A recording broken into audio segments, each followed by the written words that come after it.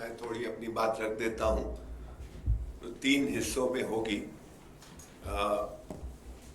पहला यही रखता हूँ कि ये जो सेमिनार हम लोगों ने आयोजित किया और इसके आगे 3 और की योजना है, तो इसकी कल्पना कैसे आई, इसकी उत्पत्ति कहाँ से हुई।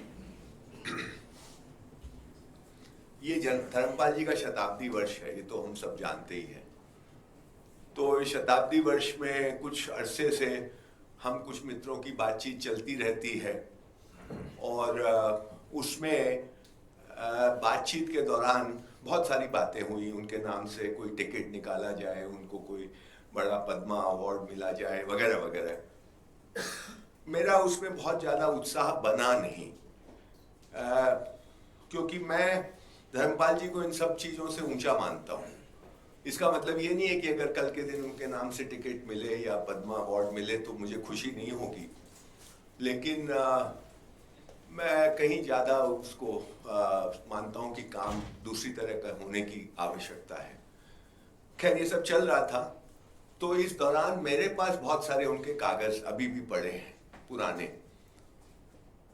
तो ज़्यादातर तो उनमें मैंने गीता को दे दिए, कुछ राम सुब्रमण्यम को दे दिए कॉपी करके, कुछ मेरे पास हैं। मैं उनको खंगाल रहा था बहुत बरसों के बाद। 10-12 उनके नोट्स मिले,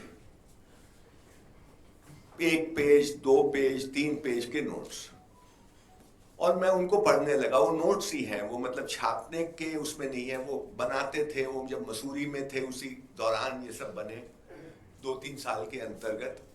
और उन नोट्स को पढ़ते पढ़ते मुझे लगा, मुझे भारतीय चित्तमानस काल की याद आई। मैंने भारतीय चित्तमानस काल को दोबारा पढ़ा, और जब मैंने हिंदी में भी पढ़ा और अंग्रेजी में भी पढ़ा, और मुझे लगा कि एक बात मेरे को उसी समय एक समझ में आई, ये मेरी समझ है, कि धर्मपाल जी के सारे काम के पीछे ये किया क्यों उन्होंने। तो ये कोई, जैसे रिसर्च का तो बहुत लोग काम करते हैं, लेकिन धर्मपाल जी की रिसर्च जो है वो इस बात से जनित थी, एक तरह की पीड़ा, इस देश को समझने की भी उनकी उत्कंठा थी। ये मैं उसकी डिटेल में नहीं जाऊंगा। वो राजस्थान के गाँव में जो उनका एक्सपीरियंस हुआ, 20-20वां पंचायत का, समुदाय गाँव का दक्षिण में, वगैरह वगैरह, जो भी उनका एक्सपीरियंस हुए, अनुभव हुए, उससे उनको लगा कि हम पढ़े लिखे लोग इस देश के, हमारे देश को नहीं जानते। एक ऐसी सुंदर व्यवस्था पंचायत की जो चली आ रही है सदियों से, उसके बारे में भी हम लोगों को नहीं पता है, पढ़े लिखे वर्ग को। तो शायद वहां से उनको कुछ एक प्रेरणा मिली कि भाई ये समझा जाए ये देश को। और एक पीड़ा तो उनकी थी ही, क्योंकि देश जिस तरह से चल रहा था उससे तो कुछ उनको एक तरह की तकलीफ तो जरूर थी। तो ये जो पीड़ा और इस बात का ज्ञान कि हमको पता ही नहीं है, ये दोनों ने मिलकर शायद उनकी शोध की यात्रा की शुरुआत वहां से हुई। और उसको करते करते उसके बाद हम सबको पता है beautiful tree, science and technology इत्यादि इत्यादि वहां से निकला। मैं आज ये पूरा वो जब उन्होंने किया, उसके बाद एक किताब जो यहाँ बाहर भी है, रीडिस्कवरिंग इंडिया, जिसको हम लोगों ने बाद में छापा, बहुत बाद में, 2003 में, उसमें उनके लेखों का संकलन है। और उसको अगर आप देखेंगे और एक तरफ ब्यूटीफुल साइंस टेक्नोलॉजी वाले को रखेंगे, तो इन दोनों में एक फर्क है।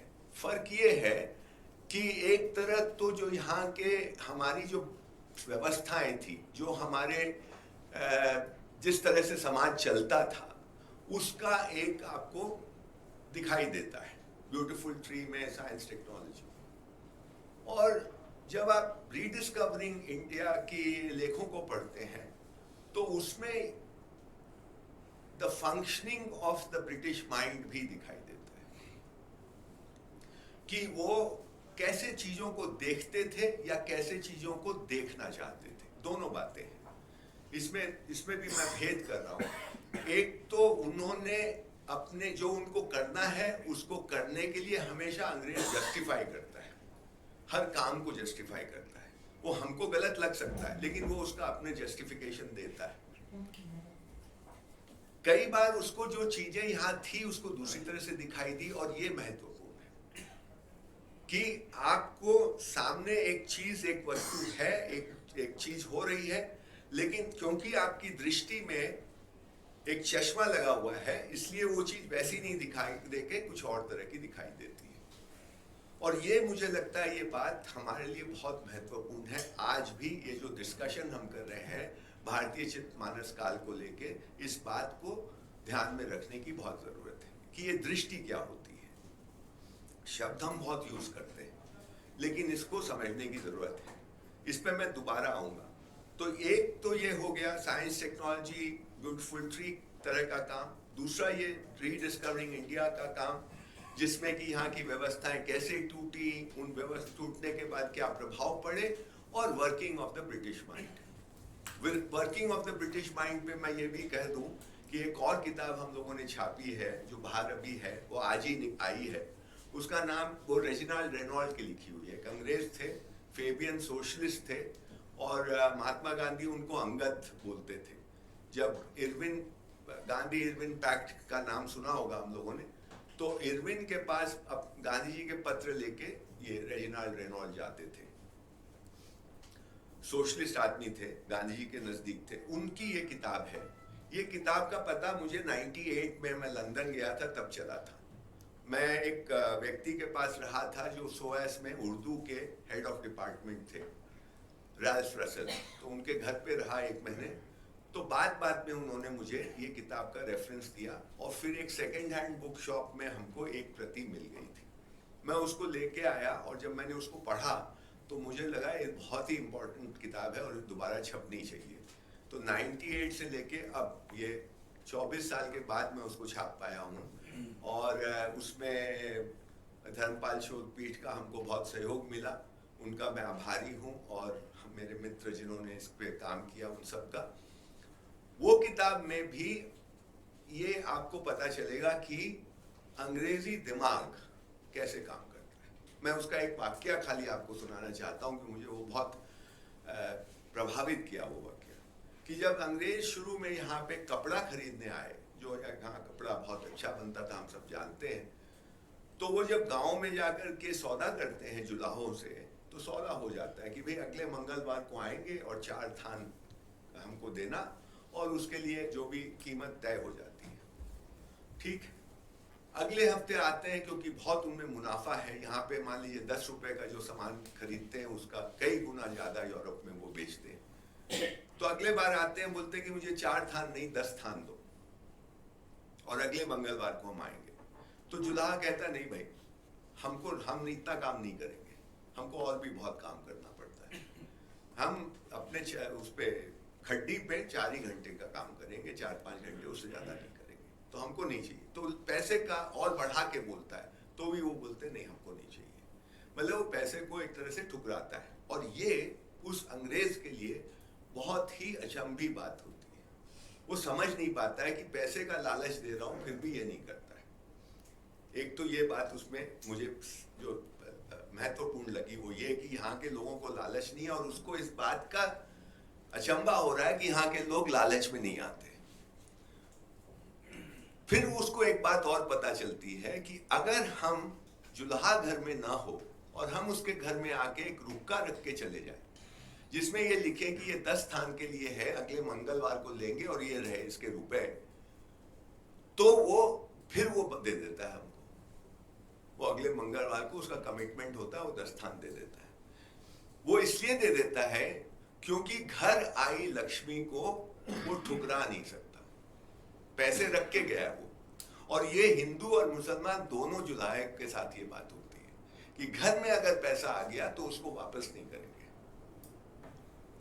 तो ये थोड़े दिन बाद इन जुलाहों को पता चलता है कि नहीं साहब, ये जो है ये हमारे पीछे से आता है ये साहब। तो अब वो जब बाहर जाते हैं तो एक छोटे बच्चे को घर पे छोड़ के जाते हैं कि जब ये जुलाहा आए तो उसको रखने मत देना, साहब आए तो उसको कुछ रखने मत देना घर में। तो इसके बाद तीसरा पैतरा अंग्रेजों का होता है, वो मारपीट पे आ जाता है, मतलब वायलेंस पे, कि आप बना के दो वरना। ये सारे ये पूरा उसमें है उस किताब में। और इसके बाद ये भी है कि जब लंकाशायर मैनचेस्टर में इनकी मिलें बनती हैं तो कैसे ये सब कुछ डिस्ट्रॉय किया जाता है। ये मैं खाली एक पर उसमें मुख्य महत्वपूर्ण बात ये, इसमें बहुत सारी चीजें हम जानते होंगे, लेकिन ये जो दिमाग है, अंग्रेजों का दिमाग कैसे काम करता है, उनका चित्त और मानस धर्मपाल जी के उस शब्दों में कहें तो, और हमारा कैसे काम करता है। और भी कई उसमें इंटरेस्टिंग फैक्ट्स हैं कि हिंदुस्तान को 1857 में लड़ाई के बाद कैसे बेचा गया और कैसे खरीदा गया। यानी हम ईस्ट इंडिया कंपनी को पैसे दिए गए, उसके शेयर होल्डर्स को, और वो पैसे को, अब ये मतलब अकाउंटेंसी की जो बारीकियां होती हैं वो उसमें समझ में आती हैं। पहले तो वो कैसे वैल्यूएशन किया गया इंडिया का, कि इंडिया एज एन एसेट इसके कितने पाउंड में ये बिकेगा, और फिर उन्होंने नेगोशिएट किया ईस्ट इंडिया कंपनी के डायरेक्टर्स ने कि ये सिर्फ इतना नहीं, हमने यहाँ से 1857 की लड़ाई में भी बहुत खर्च किया है, तो वो भी हमको मिलना चाहिए। तो उसका भी कॉस्ट कैलकुलेट किया गया, उसका भी बेसिस उसमें है। और ये भी कॉस्ट कैलकुलेट किया गया कि हमने अफगान लड़ाई लड़ी है यहाँ से, उसमें भी हमारा पैसा लगा है। तो ये तीनों कॉस्ट को कैलकुलेट किया गया, उसका बेसिस है। और ये पैसे अंग्रेज सरकार ईस्ट इंडिया कंपनी को देती है, और वो पैसे को फिर डेबिट करती है किसको? Newly formed government of India. पहले गवर्नमेंट ऑफ इंडिया नहीं है, तो newly formed entity called government of India को डेबिट होता है। And who is the creditor? England, government of England. So उसके बाद जो टैक्स उगाही होती है हिंदुस्तान में, that can be officially repatriated as repayment of loan. और उसमें यह भी है कि 1947 में जब हम आजाद हुए तो उसमें से एक हिस्सा बच गया था उस लोन का, पूरा लोन रिपेमेंट नहीं हुआ था। तो नेहरू जी की सरकार ने कहा ना, वी विल कमिट दिस, हम ये पेमेंट, हम अच्छे लोग हैं, हम इसका पेमेंट करेंगे। तो वो पेमेंट हमने किया। खैर इस तरह की बहुत सारी बातें उसमें मिलेंगी। मैं इसको धर्मपाल जी के रीडिस्कवरिंग से जोड़ के देख रहा हूँ इस किताब को, कि उसमें आपको अंग्रेजों के काम करने के तरीके, उसका प्रभाव और उनका दिमाग कैसे काम करता है, इसकी एक झलक मिलती है। पर मुझे लगता है इसके बाद भी धर्मपाल जी सैटिस्फाइड नहीं थे। उनकी जो पीड़ा थी, जो लोग उनको जानते हैं उन्होंने देखा होगा, महसूस किया होगा, अंत तक थी। और उसी पीड़ा में से भारतीय चित्त मानस काल निकला है। उनकी यात्रा जो शुरू हुई थी कि इस देश को समझने के लिए, उसी यात्रा का अंतिम पड़ाव एक लिखित रूप में कम से कम वो भारतीय चित्तमानस काल को मैं मानता हूं। उसमें वो ये बताने की शायद चेष्टा कर, क्योंकि धर्मपाल जी कोई चीज को एम्फैटिकली नहीं बोलते थे, बहुत कम चीजों को बोलते थे। और मुझे ये बहुत अट्रैक्टिव स्टाइल नहीं है उनका, ये होना ही कहूंगा मैं, कि वो एक स्पेक्युलेटिव सेंस में बात करते थे। एक प्रस्ताव के रूप में आपके सामने कुछ रखा है, मन में उनके क्या चलता था ये हो सकता है दूसरी बात हो, कि उनको लगता हो ऐसा ही हो, लेकिन बोलने में और लिखने में कम से कम वो इस सेंस में लिखते थे कि शायद ऐसा हो, शायद ऐसा देखना चाहिए हमको।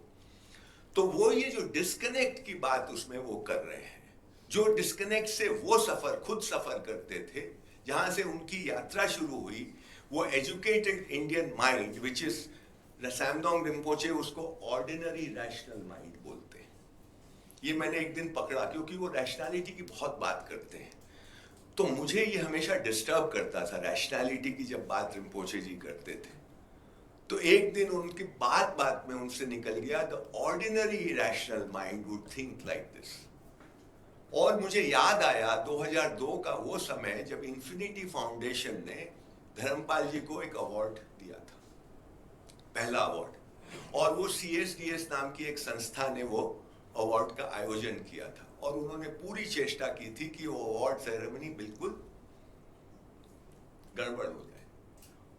धर्मपाल जी के साथ जो इन्फिनिटी फाउंडेशन धर्मपाल जी को अवार्ड देना चाहते थे, उन्होंने उसको बैलेंस करने के लिए, क्योंकि धर्मपाल जी के बारे में बहुत, बाबरी मस्जिद गिरने के बाद धर्मपाल जी ने जो भी कहा नहीं कहा, उसके कारण एक माहौल हमारे प्रगतिशील लोगों में बना था।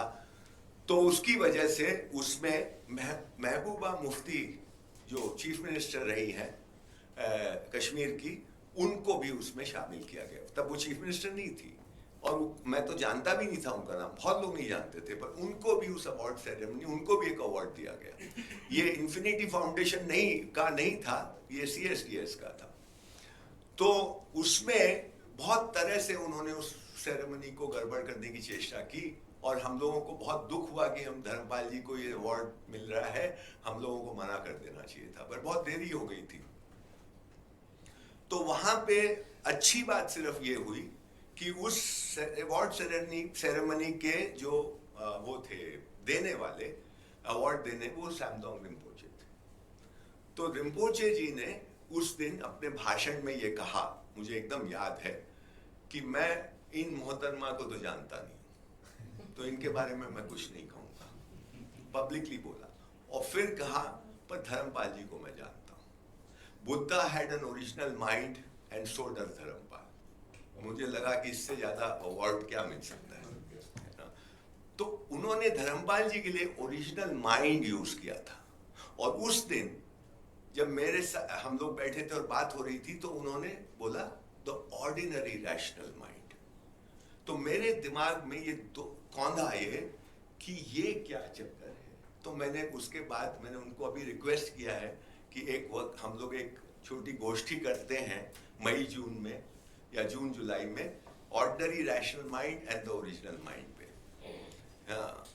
तो Dharampal had an original mind. Now what is this original mind? The one which is rooted, जो अपनी जड़ों से जुड़ा हुआ है और जिसकी prejudices नहीं है, जो किसी फ्रेमवर्क से नहीं सुनता है, नहीं पढ़ता है, कहीं फंसता नहीं है।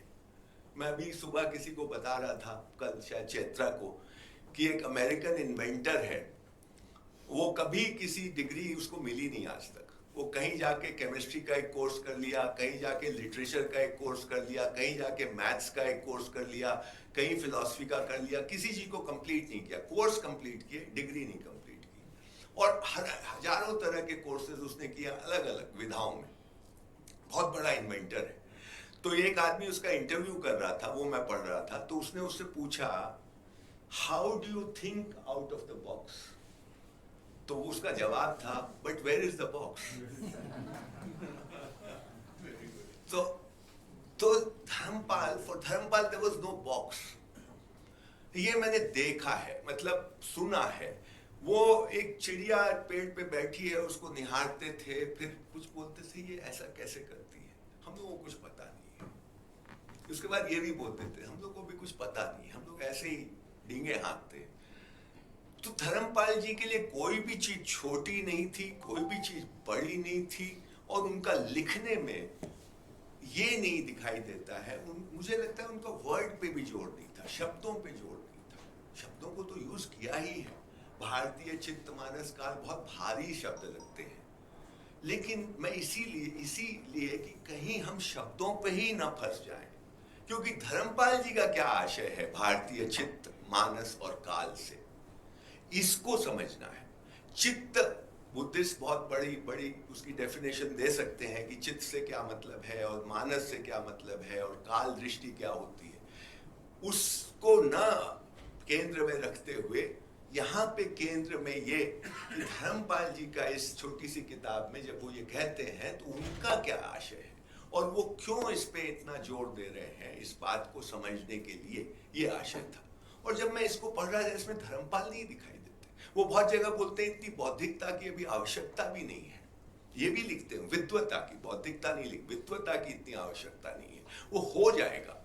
अभी तो कुछ 3-4 साल में जल्दी से हमको एक छोटा मोटा एक धरातल तैयार कर लेना चाहिए, जिस पे खड़े होकर के हम अपने को और पूरी दुनिया को देख सके अपनी निगाह से। और इसके लिए बहुत वो जल्दी कर लेना चाहिए। उसमें फिर उसका परिष्कार होते रहेगा, उसमें सुधार होते रहेगा, उसकी सब कुछ एकदम परफेक्ट हो जाएगा, अभी इसकी चिंता नहीं करनी चाहिए। तो धर्मपाल जी में इसमें आपको धर्मपाल नहीं दिखाई देते। मैं और किसी को पढ़िए आप, किसी विद्वान को, तो उसमें वो आदमी झलकता है। और ये मैं समझता हूं, मैं इसको, मुझे ऐसा लगता है कि जब मैं धर्मपाल जी का ही जब अंग्रेजों के काल का जो उनका लिखा हुआ वो पढ़ता हूं, तो ये कहीं मैं इसको इंडिविजुअलिज्म से जोड़ता हूं। ये जो आधुनिकता का जो पूरी की पूरी आधुनिकता, पूरी की पूरी मॉडर्निटी इंडिविजुअलिज्म पे खड़ी है। बिना इंडिविजुअलिज्म के आधुनिकता, आज जिसे हम आधुनिकता कह रहे हैं, वो खड़ी ही नहीं हो सकती। उसकी बेसिस ही इंडिविजुअल, मॉडर्न स्टेट की बेसिस इंडिविजुअलिज्म है, मॉडर्न इकोनॉमिक्स, मॉडर्न बाजार की बेसिस इंडिविजुअलिज्म है। उसके बिना ये दोनों टिक ही नहीं सकते। आज की फ्रीडम की जो परिभाषा है, जिसको थोड़ा सा रिफर किया राजीव भाई ने, और जो हमारी स्वतंत्रता की बात है, ये दोनों अलग चीजें हैं। आज का फ्रीडम तो मनमर्जी की ओर ले जाता है आपको, और मनमर्जी का मतलब इंडिविजुअलिज्म से जुड़ा हुआ है। तो ये जो है, इसमें देखिए इंडिविजुअलिज्म इतना व्याप्त है कि उसमें एक हर आदमी के मन में एक चाहना पैदा हो जाती है, या कर दी जाती है, या हो जाती है कि मेरी पहचान बने अलग से, मैं अलग से कुछ दिखूं, और ये एक रोग की तरह हमें व्याप्त हो जाता है। और इसके लिए, इससे दूसरा एक जो इसकी कॉरेलरी है, वो ये है कि फिर मैं जो भी करता हूं, जो मैं हो सकता है मजबूरीवश कर रहा हूं, उसको भी मैं जस्टिफाई करता हूं। कभी कमजोरीवश करता हूं, उसको भी मैं जस्टिफाई करता हूं। कभी विकारोंवश करता हूं, उसको भी मैं जस्टिफाई करता हूं। मेरे में ये बोलने की कुव्वत ही नहीं रहती है कि भाई कर रहा हूं, कमजोर हूं इसलिए कर रहा हूं, मेरी कोई कमी है इसलिए कर रहा हूं, ये नहीं बोलेगा। मॉडर्न आदमी हर चीज को जस्टिफाई करेगा। अंग्रेज अपने हर कुकर्म को जस्टिफाई किए, हर कुकर्म को। अगर यहाँ पे टैक्स उन्होंने बढ़ाया, 4 गुना 5 गुना किया, छठ से या चौथ से उन्होंने 18-20% जो यहाँ पे टैक्स लगता था, लगान लगता था, उसको बढ़ा करके 70% तक किया, तो उसको भी जस्टिफाई किया अंडर द गार्ड की how can we do injustice to our people. हमारे लोगों से हम जो लेते हैं उससे कम यहाँ लगान कैसे ले सकते हैं, ये जस्टिफिकेशन है उसका। So everything has been justified and modern man also justifies everything, और उसको पहचान, मैं ये दोनों को जोड़ रहा हूं कहीं ना कहीं। और मुझे ये लग रहा है कि ये जो है, ये 2-3 बार पढ़ने के बाद अभी हाल में फिर से मुझे लगा कि शायद इसकी अनिवार्य शर्त है, जो धर्मपाल कह रहे हैं उसको समझने के लिए, कि हम आधुनिकता को समझें। और आधुनिकता को समझने जब जाते हैं, कम से कम मैं अपना अनुभव बता सकता हूं कि आधुनिकता को अगर समझने जाते हैं ईमानदारी से, तो ये पीड़ादायक यात्रा है।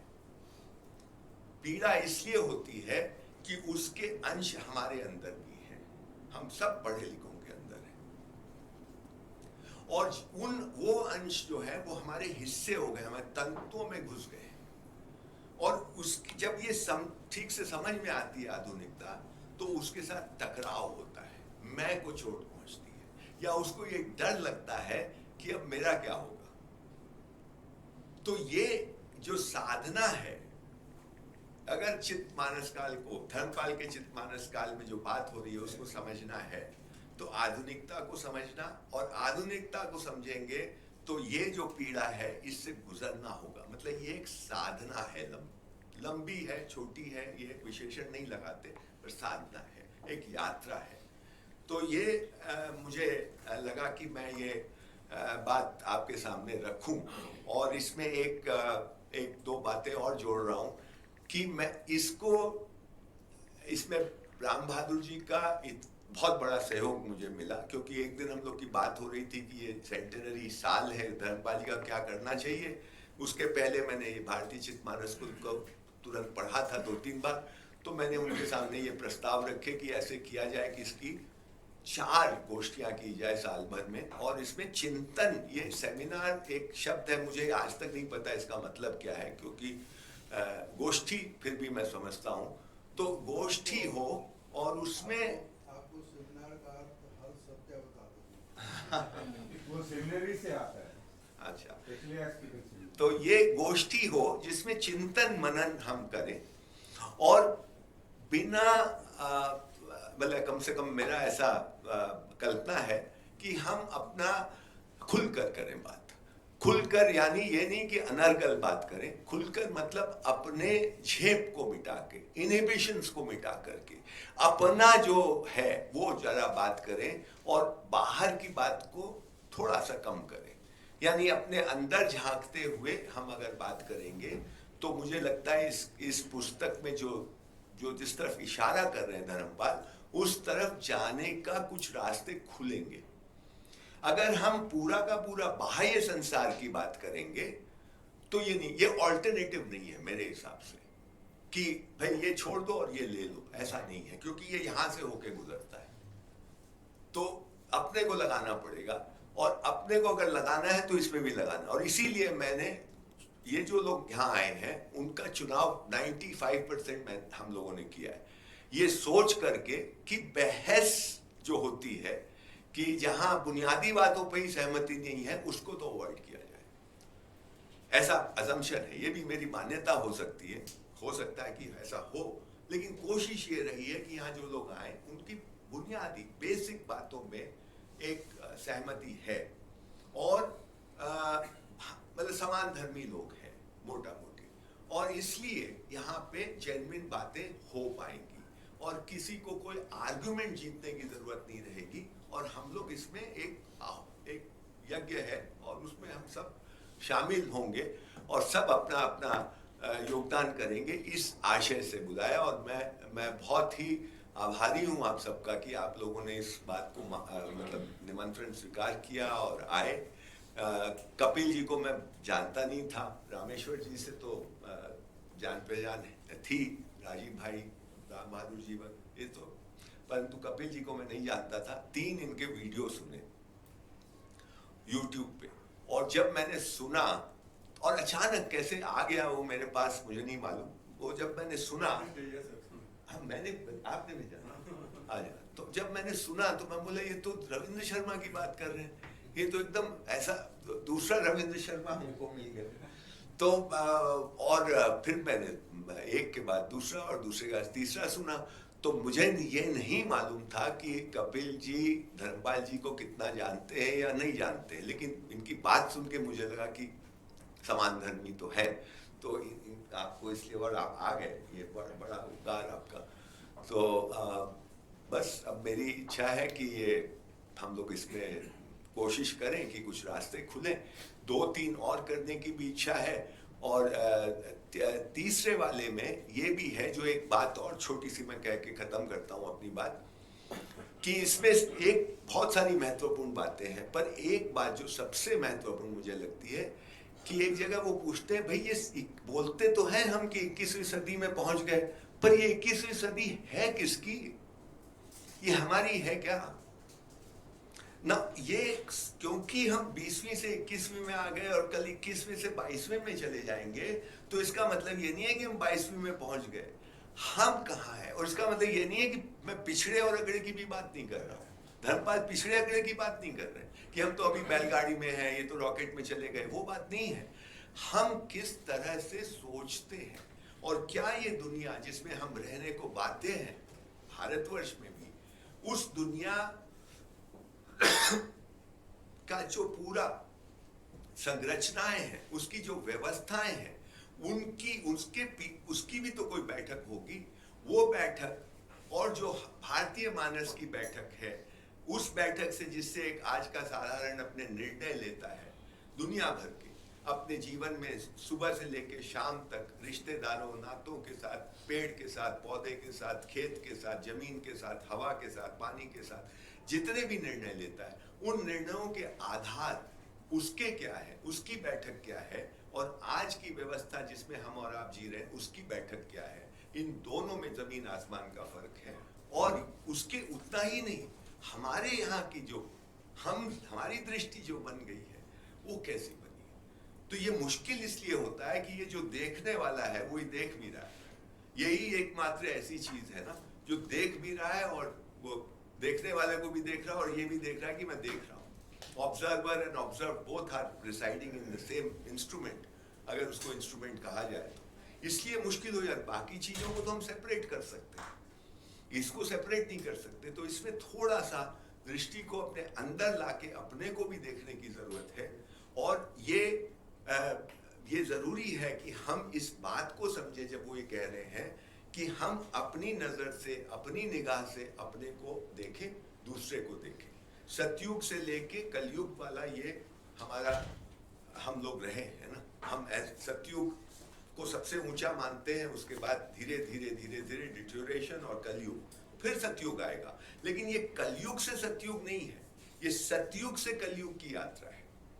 सतयुग से कलयुग की यात्रा में सारे टेक्नोलॉजी, सारा जो विकास का मॉडल है वो एक्चुअली ह्रास को ही इंडिकेट कर रहा है, विकास को इंडिकेट नहीं कर रहा है।